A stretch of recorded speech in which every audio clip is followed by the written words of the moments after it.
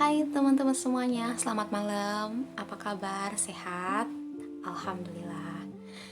Nah, masih bersama saya Hani Umayyah di sini dan masih dalam mata kuliah praktikum statistik. Hari ini di video kali ini juga aku akan menjelaskan 2 poin penjelasan. Yang pertama tentang level of measurement dan yang kedua tentang perbedaan statistik parametrik dan statistik non-parametrik. Untuk lebih jelasnya, kalian bisa tonton video ini sampai selesai. Selamat menonton. Kita mulai saja ya presentasinya.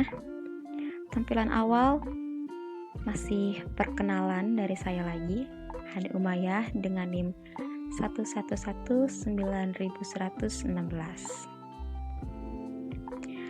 Nah, praktikum statistik 3 hari ini kita akan membahas tentang data nominal, data ordinal, data interval, data rasio, yang dimana keempatnya ini termasuk ke dalam level of measurement.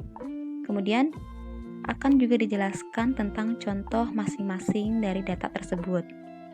Kemudian ada perbedaan statistika parametrik dan statistika non-parametrik. Kita mulai saja dari data nominal, ordinal, interval, dan rasio.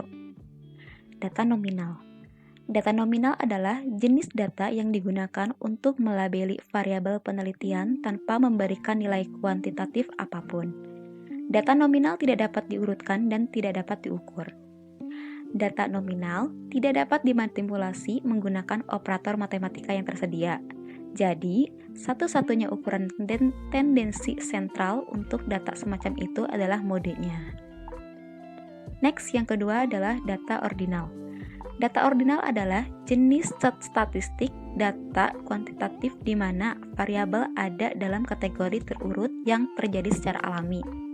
Dalam statistik, sekelompok bilangan ordinal menunjukkan data ordinal dan sekelompok data ordinal dipresentasikan dengan menggunakan skala ordinal. Adapun untuk perbedaan utama antara data nominal dan ordinal adalah data ordinal memiliki urutan kategori, sedangkan nominal tidak. Kemudian yang ketiga ada data interval. Data interval yang juga disebut integer dianggap sebagai tipe data yang diukur dalam skala data, di mana setiap titik ditempatkan pada jarak yang sama satu sama lain. Data interval selalu muncul dalam bentuk angka atau nilai numerik, di mana jarak antara dua titik distandarkan dan sama. Data interval tidak dapat dikalikan atau dibagi, namun dapat ditambahkan atau dikurangi. Data interval diukur pada skala interval. Kemudian data rasio. Data rasio adalah jenis data kuantitatif dengan sifat yang sama seperti data interval, yaitu memiliki rasio yang sama dan pasti antara setiap data dan nol absolut berlaku sebagai titik asal data. Atau dengan kata lain, dalam data rasio tidak ada nilai numerik yang bernilai negatif. Berikut adalah contoh data nominal. Contohnya dari nomor 1 sampai 6 dengan variabel kode pos, frekuensi politik, status pekerjaan, genre sastra, genre film, serta merek smartphone yang disukai. Pengkategoriannya sebagai berikut, bisa kita lihat bersama-sama.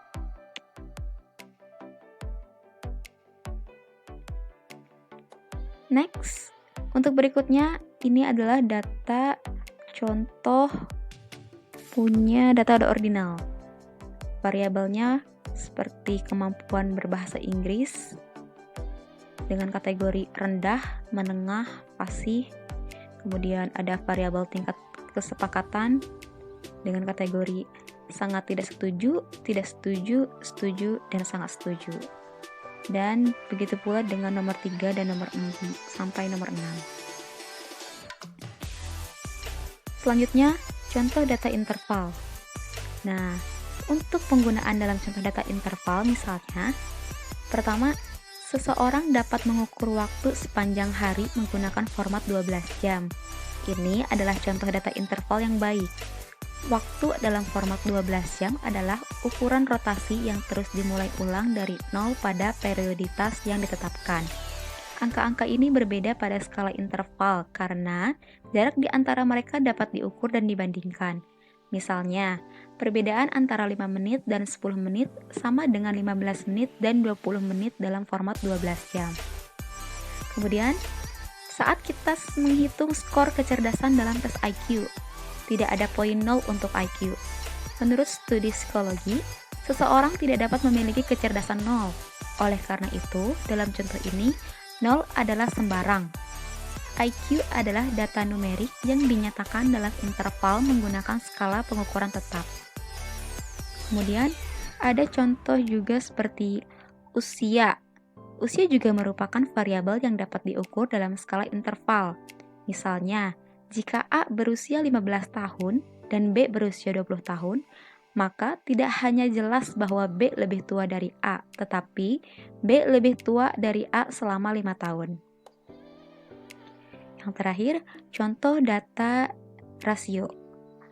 Nah, untuk contoh rasio ini, misalnya berat badan Anda dalam kilogram.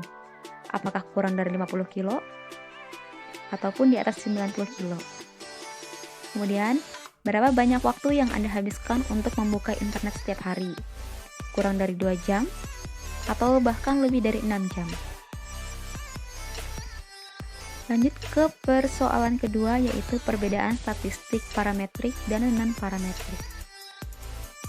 Secara definisi, statistik parametrik adalah statistika yang mempertimbangkan jenis sebaran atau distribusi data, yaitu apakah data menyebar normal atau tidak. Sedangkan untuk non-parametrik adalah statistika bebas sebaran atau tidak mensyaratkan bentuk sebaran parameter populasi, baik normal atau tidak. Statistika non-parametrik biasanya digunakan untuk dilakukan analisis pada data berjenis nominal atau ordinal. Singkatnya, jika datanya memiliki sebaran atau distribusi normal, maka digunakan statistika parametrik. Jika data tidak memiliki sebaran normal, maka digunakan statistika non-parametrik. Demikian presentasi yang dapat saya sampaikan pada video kali ini. Semoga bermanfaat, khususnya bagi saya dan umumnya bagi kita semua. Terima kasih. Wabillahi taufiq wal hidayah. Wassalamualaikum warahmatullahi wabarakatuh.